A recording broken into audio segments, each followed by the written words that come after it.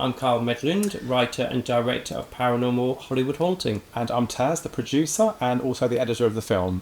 Does any spirit reside inside this house? What we believe is unique about this film is like found footage but on steroids. It's got a real cinematic quality, but we wanted to reposition found footage for cinema, make it better shot, so we sort of placed it in a documentary style, but still shooting it on the smartphone, so the characters are still using the same tools.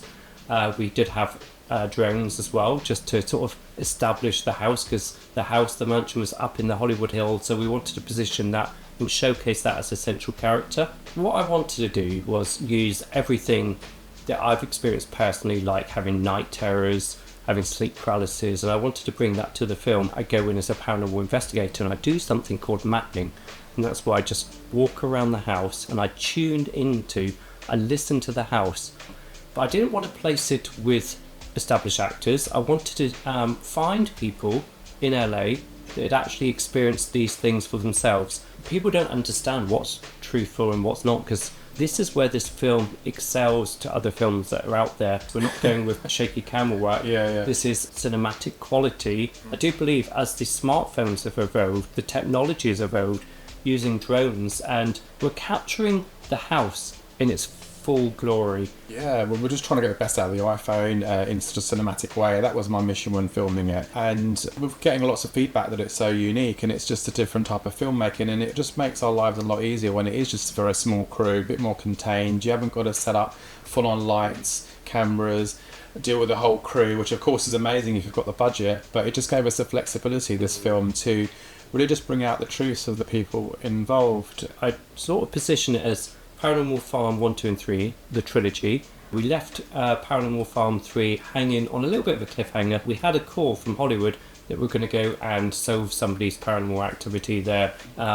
It needed 3 films to tell the story, and the characters were well established in Paranormal Farm, and myself and Taz, what we wanted to do, we wanted to take this film and make it feel local to the American audience. A lot of our fan base comes from America, so we thought actually a lot of them were asking us online, can you do a film? Will you ever do one in Hollywood? And me and Taz were itching to get to Hollywood, so we thought, absolutely. Took a few years, but we've delivered to our promise. And we're not only that, but we're getting up close and personal to our non-actors, Arthur and Daniel. This is a Hollywood love story.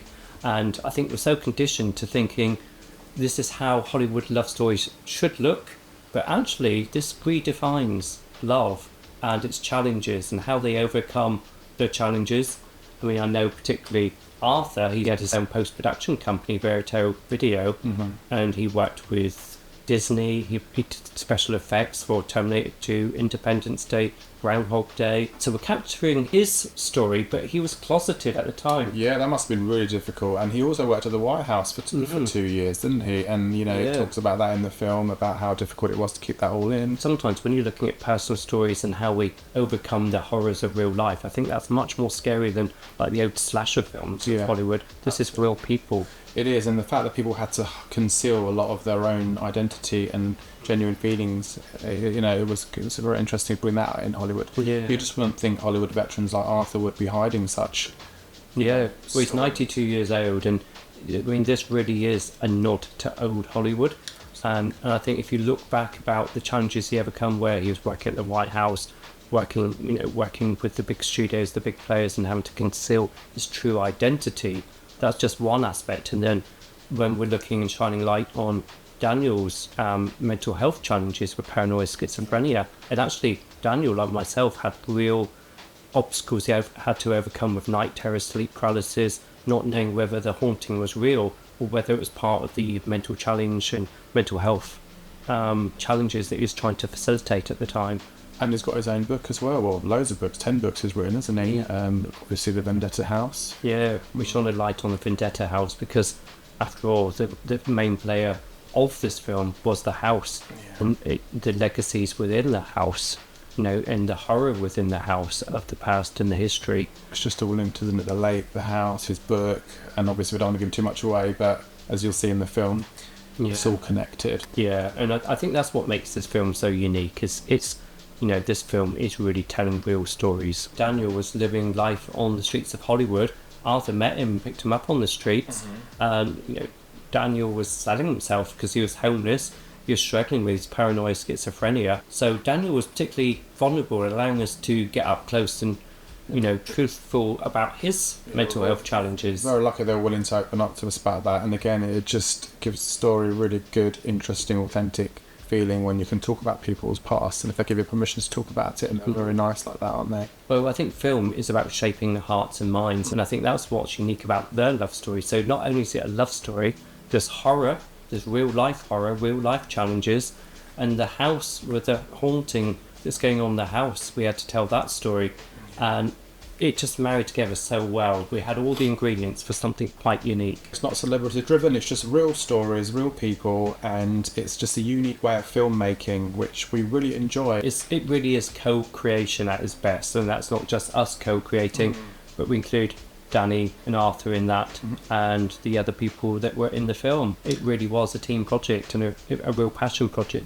It's always been my dream since I was about 8 years old to go to Hollywood and shoot a horror film. I guess even from a young age, I was always watching American horror films, and they inspired me. And I think the best films, like you think Texas Chainsaw Massacre, Psycho, Nightmare on Elm Street, Halloween, Friday the 13th. I mean, the list goes on and on. Another, selling point of this film is Daniel loves horror just like us. Yes. We all we connect should on talk horror. about some of the houses we went to. We actually did go to the Halloween house in the film, for real. Like, we went there and we Elm spoke Street. about it. Elm Street, my favourite film. I grew up to the Freddy Krueger films, running around my dad's camera, getting my friends together, putting fake blood all over their face when I was 8 years old. I know it's not, what most kids do, but Yeah. Well, grew up. every horror has a home. I think if you can house horror, give it a heart, give it a location, and have interesting characters, everything falls into place. What is good is we weren't restrained by the currency of money. What we had in our favour was creativity, time and commitment and passion. And on streaming platforms at the moment, we're inundated with documentaries. They're really getting high views at the moment. If I go to any top 10, I see at least half of them are documentaries, more so than some of the films. I love working with Taz. We first met at the screening of one of your horror films, Crossland. Oh yeah, And it's that film that was the instigator for Paranormal Farm 1, 2 and 3. It was indeed. Paranormal Farm 2, I was starring in it, which wasn't expected, was it? I was filming it, so... I think what the audience loved was our off-screen chemistry. Taz brought on screen, so it's that banter, that sense of adventure that I think sometimes the shades of light dark you need in horror films. Yeah, I think you needed an extra actor just to fulfill a scene, and it kind of worked out naturally, didn't it? Somebody I could offload a lot of my rage onto. Yeah, I think that's what we were like, because we did have a bit of a laugh, don't we? And we have fun. I guess the fans really responded to was the banter. I mean, we've done 5 feature films together now. I'm not an actor, by the way. I was just happened to be in it, filming it, and it just ended up being something that it shouldn't have been. I think what I love about the way Carl works is that in the moment, if an actor does something completely unexpected or shares a really deep bit of storytelling, you will pick up on that quite quickly, won't you? And you will get more out of it, or you will work a story around that. And I think that's where the authenticity comes in and makes it more believable and real, isn't it? Directing in this situation, I guess the best skill I can have in this situation is to listen and to respond. There could be a situation that played out, we'd capture it in a spontaneous moment, and then we'd react. And it's in that reacting that the script was born. Does any spirit reside inside this house? We're not in Kansas anymore, Taz. Hello! Hi! It's quite a powerful energy here. The energy is getting stronger. Look, Get me out of you're here. supposed to be here to record me. Tune into this. Okay, you carry on as you were. But we're here to do a paranormal investigation. Don't leave me doing it by myself. You're used to this more than I I brought am. you as a camera operator, Taz. Oh! There was definitely someone there.